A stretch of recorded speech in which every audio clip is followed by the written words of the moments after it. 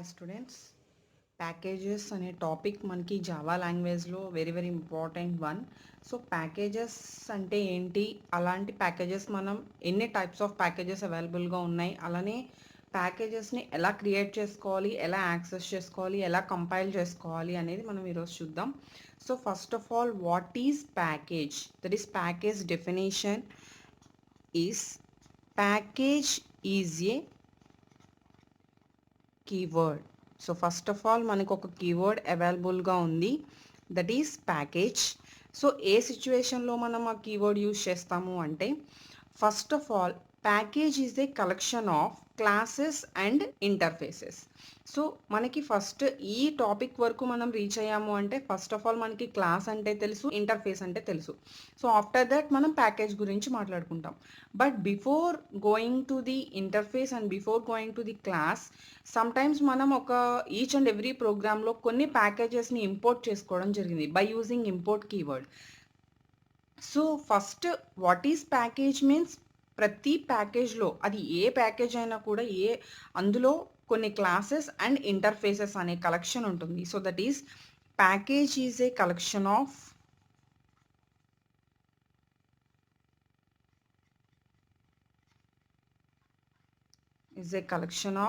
classes and interfaces. Okay, so every class అనేది ఎలా అయితే వేరియబుల్స్ అండ్ మెథడ్స్ కాంబినేషన్తో స్టోర్ అయి ఉంటుందో, అలానే ఎవ్రీ ప్యాకేజ్ అనేది మనకి క్లాసెస్ అండ్ ఇంటర్ఫేస్ కాంబినేషన్తో మనకి స్టోరేజ్ అయి ఉంటుంది.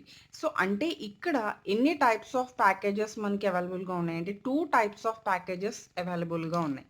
దట్ ఈస్ మనం యూజర్ డిఫైన్ ప్యాకేజెస్ని యాక్సెస్ చేసుకోవచ్చు, అలానే ఆల్రెడీ ప్రీ డిఫైన్డ్ ప్యాకేజెస్ మనకి అవైలబుల్గా ఉంటాయి జావా సాఫ్ట్వేర్లో.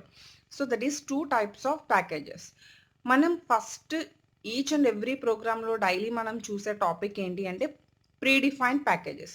ప్రీ డిఫైన్డ్ ప్యాకేజెస్ అంటే ఆల్రెడీ జావాలో మనకి లైబ్రరీలో ఇన్బిల్ట్ అయి ఉంటాయి కాబట్టి, వాటిని మన ప్రోగ్రాంలో ఎప్పుడు అవసరమైతే అప్పుడు ఏ ప్యాకేజ్ నీడ్ ఉంటే ఆ ప్యాకేజ్ మనం ఇంపోర్ట్ చేసుకుని యాక్సెస్ చేసుకుంటాం. సో దాని గురించి మనం యాక్సెస్ చేసే కీవర్డ్ వచ్చి ఇంపోర్ట్. సో మనం ప్రీ డిఫైన్డ్ ప్యాకేజెస్ని మన ప్రోగ్రాంలో యాక్సెస్ చేయాలి అంటే కంపల్సరీ మనం ఇంపోర్ట్ అనే కీవర్డ్ ద్వారా మన క్లాస్లోకి ప్యాకేజ్ని ఇంపోర్ట్ చేసుకుని, అందులో ఉన్న క్లాసెస్ అవ్వచ్చు, లేదు అందులో ఉన్న ఇంటర్ఫేసెస్ అవ్వచ్చు, ఆ రెండింటిని యాక్సెస్ చేసుకోవడానికి మనకి పాసిబిలిటీ ఉంటుంది. సో మనం చాలాసార్లు రాసాం import Java dot util, import Java dot lang dot asterisk. So ఇక్కడ import is a keyword. Java అనేది మనం యూజ్ చేసే సాఫ్ట్వేర్, దట్ ఈస్ జావా లైబ్రరీని రిఫర్ చేస్తుంది. ఆఫ్టర్ దట్ యూటిల్ అనేది మన ప్యాకేజ్ నేమ్. అంటే ప్రెసెంట్ మనం ఇంపోర్ట్ చేసుకునే ప్యాకేజ్ ఏంటి అంటే util.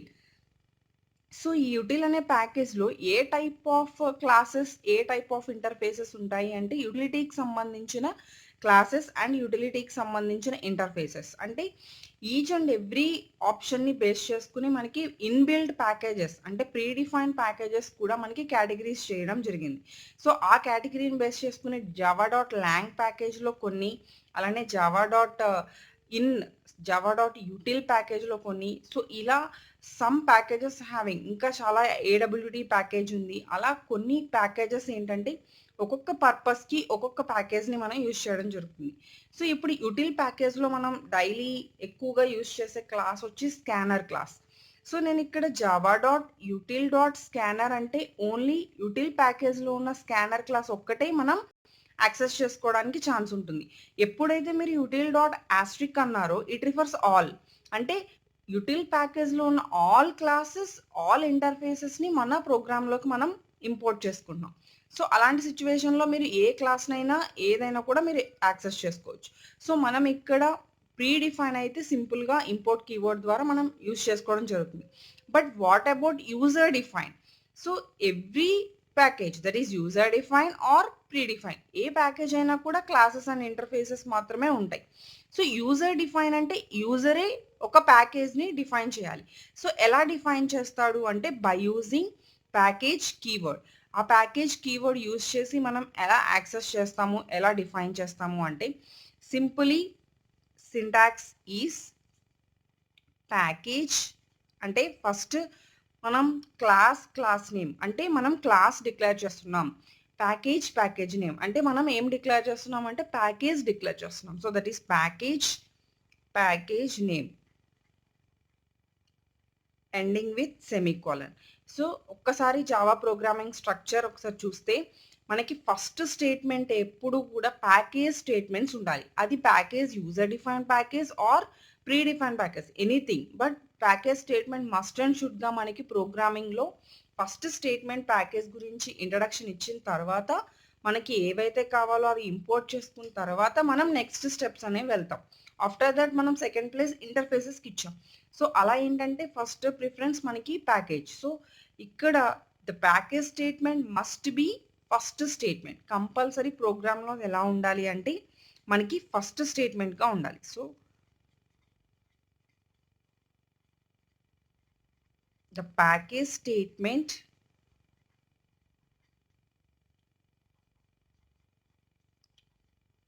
Must be the first statement.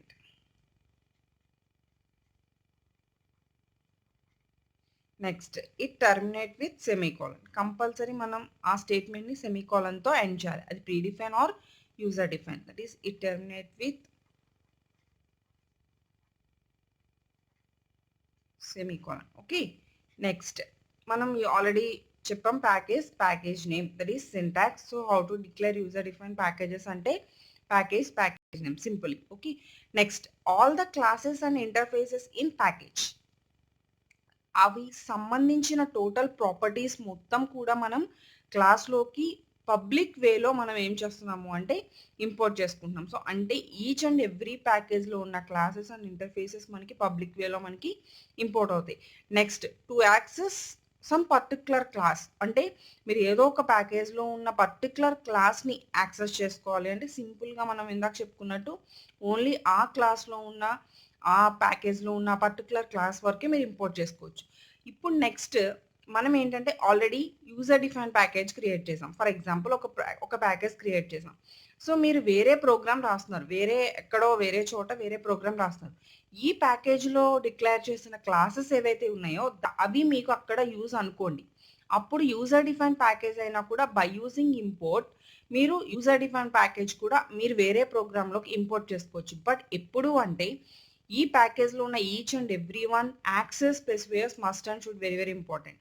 అంటే మనం access specifiers access specifiers visibility controls అనే టాపిక్ చెప్పుకున్నప్పుడు public private protected default within package outside package within class outside class అని మనం అక్కడ డిక్లరేషన్ ఇచ్చాం. సో ఆ టాపిక్ని బేస్ చేసుకుని మనం పబ్లిక్లో ఇస్తే మీరు ఎక్కడైనా కూడా ఈ ప్యాకేజ్లో ఉన్న క్లాసెస్ని యాక్సెస్ చేసుకోవచ్చు. సో దట్స్ వై మీరు ఒక్క ప్యాకేజ్లో user define or pre define ఏ ప్యాకేజ్ అయినా కూడా బై యూజింగ్ ఇంపోర్ట్ కీవర్డ్ మీరు ఎక్కడైనా ఇంపోర్ట్ చేసుకోవచ్చు. So package and class are must be in same path. అంటే ఈ ప్యాకేజ్లో నేను ఒక యూజర్ డిఫైన్ క్లాస్ని తీసుకెళ్ళి ప్యాకేజ్లో పోస్ట్ చేద్దాం అనుకుంటున్నాను అంటే ఇక్కడ సింపుల్లీ ప్యాకేజ్ అంటే classes and interfaces. For example I'm taking box. So నేను ఆ బాక్స్లో ఏం పెడదాం అనుకుంటున్నాను అంటే క్లాసెస్ని ఇంటర్ఫేసెస్ని ప్లేస్ చేద్దాం అనుకుంటున్నాను. ఈ బాక్స్కే నేను ఇచ్చిన name package. So every package having classes and interfaces. So ఈ స్టేట్మెంట్ ద్వారా మనం ఏం క్రియేట్ చేస్తున్నాం, ఓన్లీ బాక్స్ క్రియేట్ చేస్తున్నాం. బట్ అందులో ఇంకా మనం క్లాసెస్ని ఇంటర్ఫేసెస్ని అందులోకి ఎడిట్ చేయలేదు. సో ఇక్కడ ఈ ప్లేస్లో మనం ఫస్ట్ అందులోకి పెట్టాలి అంటే బోత్ క్లాస్ ఇంటర్ఫేసెస్ ఏవైతే ప్యాకేజ్లో పెడదాం అనుకుంటున్నామో ప్యాకేజ్ క్రియేట్ చేసుకునేటప్పుడు మనకు ఒక ఫోల్డర్ క్రియేట్ అవుతుంది. ఆ ఫోల్డర్ ఈ క్లాసెస్ ఇంటర్ఫేసెస్ అన్నీ కూడా మనం మస్ట్ అండ్ షుడ్గా సేమ్ పాత్లో యాక్సెస్ చేస్తూ ఉండాలి. అప్పుడు మాత్రమే అది సక్సెస్ఫుల్గా ఆ ప్యాకేజ్లోకి వెళ్ళి స్టోర్ అవ్వడం జరుగుతుంది. So next package and classes are must be in same path. Okay, this is very important one. After that simple example program and how to compile అనేది చూద్దాం. సో ఎందుకంటే నార్మల్ ప్రోగ్రామ్కి ఇందులో ఉన్న ప్యాకేజ్ ప్రోగ్రామ్కి మనకి కంపైలేషన్ చేంజ్ అవుతుంది. So for example simple program. First statement must and షుడ్‌గా ప్యాకేజ్ స్టేట్మెంట్ ఉండాలి కాబట్టి ప్యాకేజ్ 1 అంటే నా ప్యాకేజ్ నేమ్ వచ్చి 1. Okay. After that public class first. This is class name. Opening brace. Public void first of system dot out dot println I am from package or first package. So సింపుల్గా నేను ఒక package తీసుకున్నాను. ఆ package name ఏంటి అంటే 1. Okay. So 1 అనే ఒక folder create అవుతుంది. ఎప్పుడు క్రియేట్ అవుతుంది అంటే మనం కంపైలేషన్ చేసినప్పుడు క్రియేట్ అవుతుంది. ఓకే. ఫస్ట్ బిఫోర్ దట్ ఒక బాక్స్ క్రియేట్ అయిన తర్వాత, ఒక ఫోల్డర్ క్రియేట్ అయిన తర్వాత అందులో నేను ఏదైతే ఈ డిక్లరేషన్ స్టేట్మెంట్ తర్వాత ఏ క్లాస్ అయితే రాశానో ఆ క్లాస్ ఆటోమేటిక్‌గా ఈ ప్యాకేజ్‌లోకి ఎంటర్ అవుతుంది. అంటే ఫస్ట్ అనే క్లాస్ మనం ఏ ప్యాకేజ్‌లో స్టోర్ చేసాము అంటే 1 అనే ప్యాకేజ్‌లో స్టోర్ చేసాం. సో, అంటే ఇప్పుడు మీరు ఈ ఫస్ట్ అనే క్లాస్‌ని వేరే చోట యాక్సెస్ చేసుకోవాలి అంటే సింపుల్‌గా 1 మనం ఇంపోర్ట్ 1 డాట్ ఫస్ట్ అంటే 1 అనే ప్యాకేజ్‌లో ఉన్న ఫస్ట్ అనే క్లాస్‌ని మీరు ఇంపోర్ట్ చేసుకుంటున్నారు. సో, అలా మీరు యాక్సెస్ చేసుకోవచ్చు. ఇక్కడ ఈ ప్రోగ్రామ్‌ని మనం ఏ నేమ్‌తో సేవ్ చేయాలి అంటే మనకున్న ఒకే ఒక క్లాస్ నేమ్ ఫస్ట్. అంటే ఇక్కడ మెయిన్ క్లాస్ ఏం లేదు. సింపుల్‌గా ఒక క్లాస్ తీసుకున్నాం అంతే. ఓకే. సో, ఆ ఫస్ట్ అనే నేమ్‌తో మీరిక్కడ క్లాస్ నేమ్‌ని సేవ్ చేసుకోవచ్చు. లేదు వేరే ఏ నేమ్‌తో అయినా సేవ్ చేసుకోవచ్చు. సో, ఇక్కడ దీనికిప్పుడు మెయిన్ మెథడ్ మనం తీసుకోవాలి. మెయిన్ మెథడ్ వేరే క్లాస్‌లో అయినా తీసుకోవచ్చు. ఈ క్లాస్‌కి కంటిన్యూషన్ అయినా తీసుకోవచ్చు. సో, సింపుల్‌గా ఈ ప్రోగ్రామ్ వరకు మీరు కంపైలేషన్ ఎలా చేయాలి అంటే కంపైలేషన్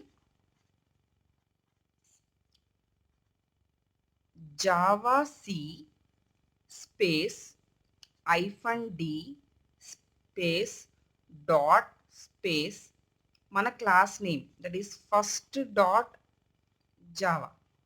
ఓకే. మీరు ప్యాకేజ్ ఏ క్లాస్‌లో అయితే ప్యాకేజ్ డిక్లేర్ చేశారో యూజర్ డిఫైన్ ప్యాకేజ్ ఆ క్లాసెస్ మొత్తం కూడా మనకి ఇదే కంపైలేషన్ అనేది ప్రాసెస్ ఫాలో అవ్వాలి. So, javac space -d space dot -d refers that is package declaration class.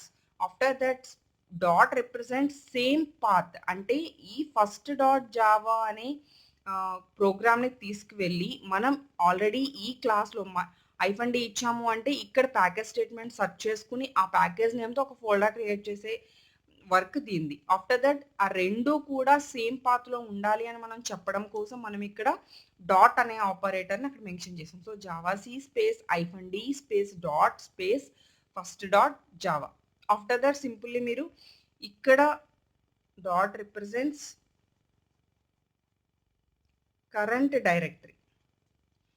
After that ఏంటంటే మీరు మెయిన్ క్లాస్ ఎక్కడైతే యాక్సెస్ చేస్తున్నారో ఆ మెయిన్ క్లాస్‌లో మీరు ఇంటర్ప్రిట్ అనేది చేస్తారు. అంటే కంపైలేషన్ ఆఫ్టర్ ఇంటర్ప్రిటేషన్ చేసేస్తారు. అది మనం నెక్స్ట్ క్లాస్‌లో ఒక ఎగ్జాంపుల్ ప్రోగ్రామ్ చూద్దాం. సో, ఇక్కడ వరకు మీరు యూజర్ డిఫైన్ ప్యాకేజ్ ఎలా క్రియేట్ చేసుకోవాలి అండ్ ఎలా కంపైల్ చేయాలి. ఓకే. మస్ట్ అండ్ షుడ్‌గా ఈ క్లాస్‌ని కూడా మనం కంపైల్ చేయాల్సొస్తుంది.